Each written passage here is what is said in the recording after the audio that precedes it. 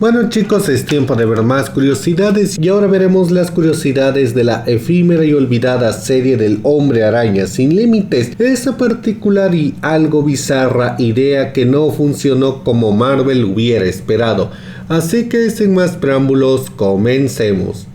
En un principio y tras el final de la ahora llamada serie clásica de 1994, se decidió hacer un reboot que adaptara de forma casi literal los cómics de Spider-Man creados por Stan Lee y Steve Ditko en los años 60, pero esos planes quedaron truncados debido al futuro que había para el personaje en el cine. Para aquel momento Sony ya había adquirido los derechos cinematográficos de Spider-Man después de una larga discusión de 8 años con MGM, que nunca sacó una película de Spider-Man.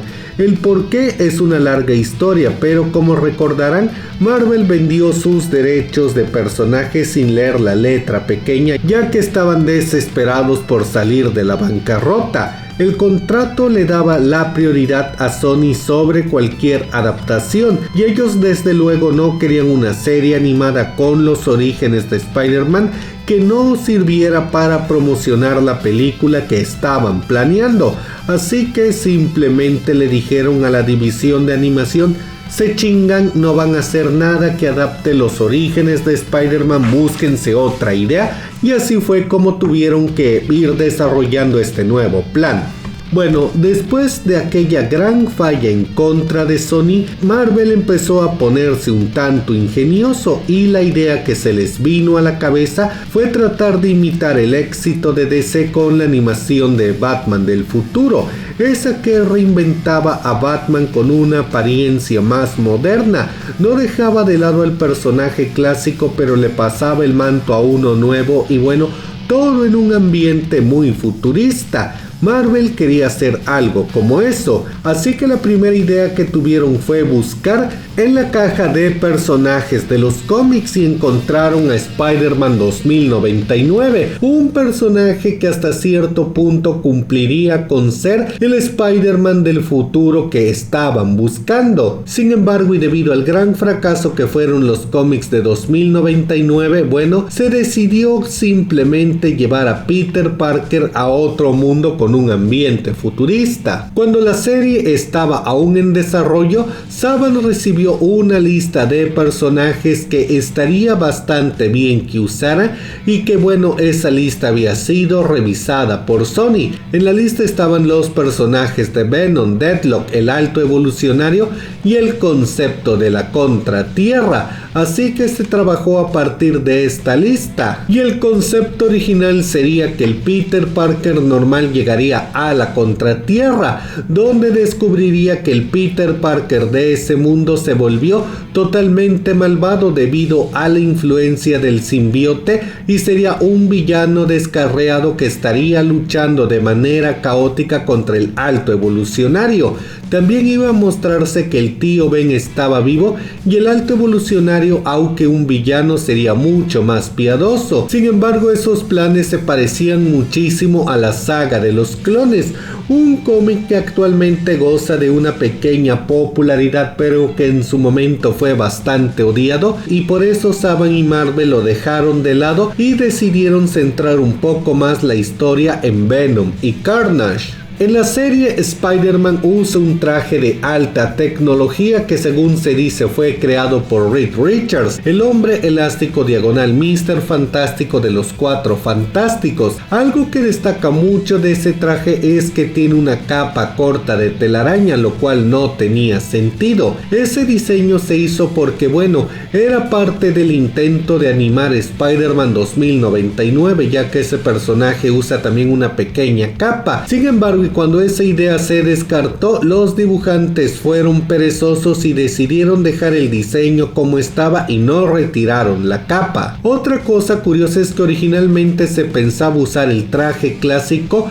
solo con algunas modificaciones menores, quizás unos lanzatelarañas más vistosos, pero nada más allá de eso. Sin embargo, entonces Sony atacó de nuevo diciéndoles que no, ni madres, no podían usar el traje clásico y tenían que reinventarlo. Así, de tal manera, el traje rojo y azul clásico de Spider-Man únicamente aparece en el intro y un par de minutos en el primer episodio, y después de eso es reemplazado. Dato extra, el traje del Hombre Araña sin límites puede ser visto en los videojuegos de Spider-Man y Spider-Man 2, Enter Electro. Para esta serie, Venom y Carnage son considerablemente diferentes de sus anteriores versiones de los cómics. Aquí los simbiotes parecen tener un total control sobre Eddie Brock y Cletus Cassidy. También vemos que Venom y Carnage son aliados en vez de odiarse como sucede en las viñetas.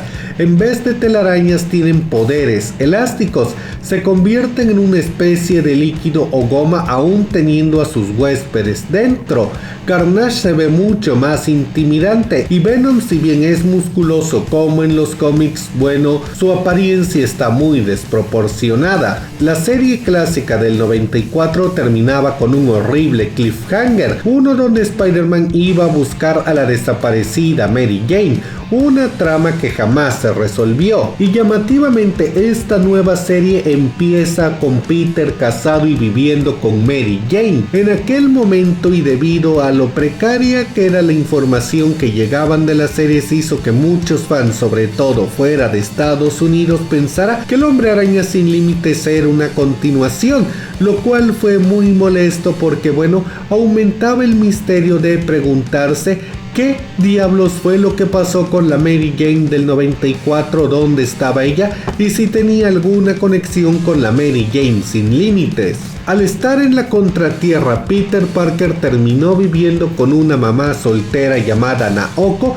y su hijo Shane. A lo largo de la serie se insinuó que ellos eran únicamente amigos, sin embargo, no pasó mucho tiempo para que se viera un contexto romántico y pareciera que mal que bien Peter Parker iba a ceder a sus necesidades biológicas y a tener una relación con Naoko. Sin embargo, la serie se canceló rápidamente y bueno, Peter no tuvo tiempo de serle infiel a Mary Jane. Algo curioso que pasó aquí es que conocimos al Duende Verde de este mundo, el cual en vez de deslizador usa alas para desplazarse.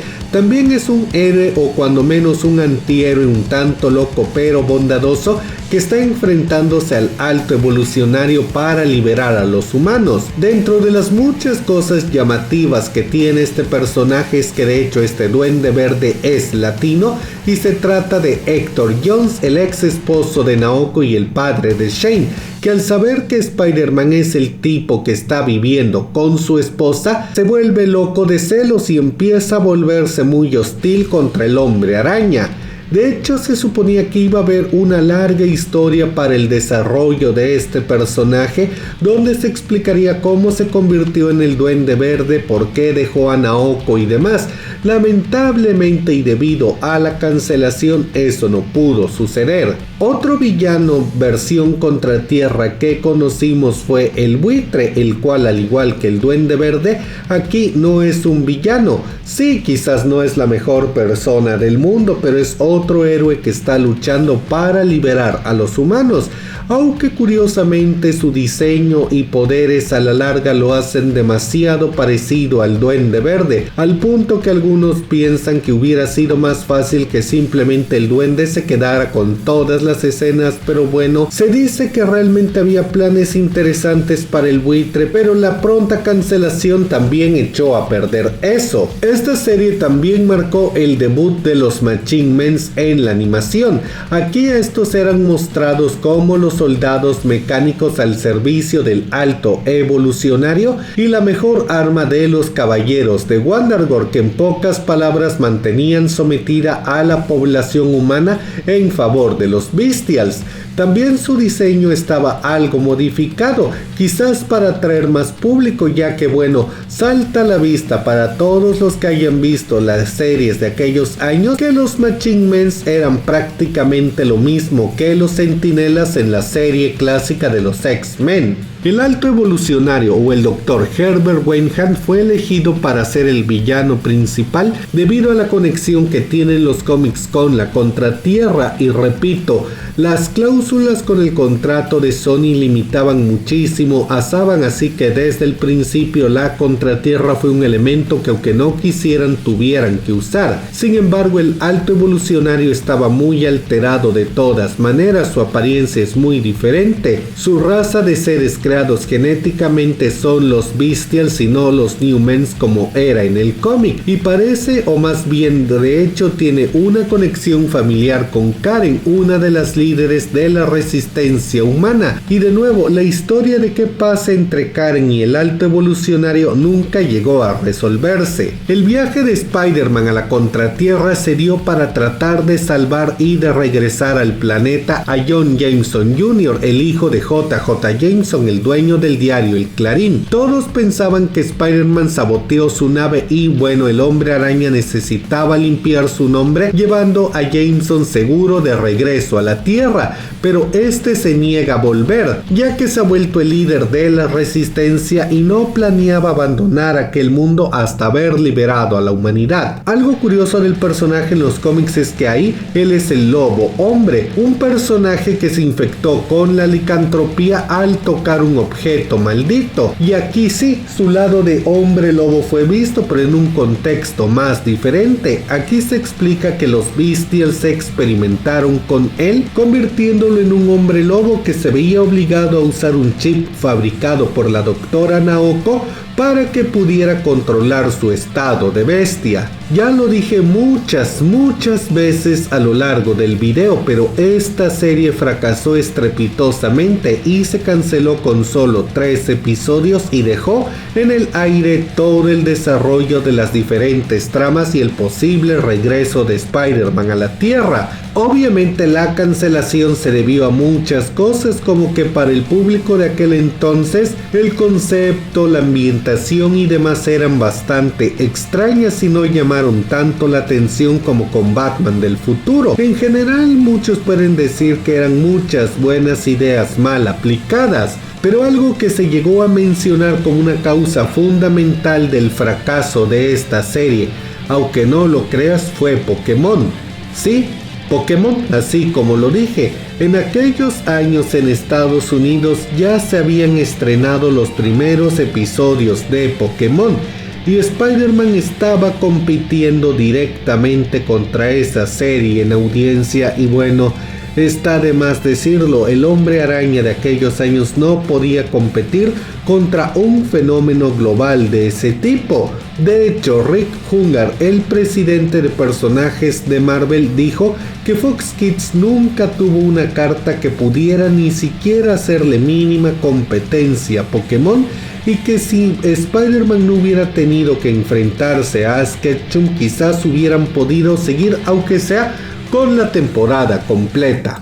Y bueno chicos, eso es todo por ahora. Díganme, ¿les gustó esta serie? ¿Les habría gustado saber más acerca del Duende Verde y los habitantes de la Contratierra? Déjenme todas sus opiniones en la caja de comentarios y si el video les gustó denle like y compartan. Yo soy Charlie Mustaine, nos vemos en la próxima.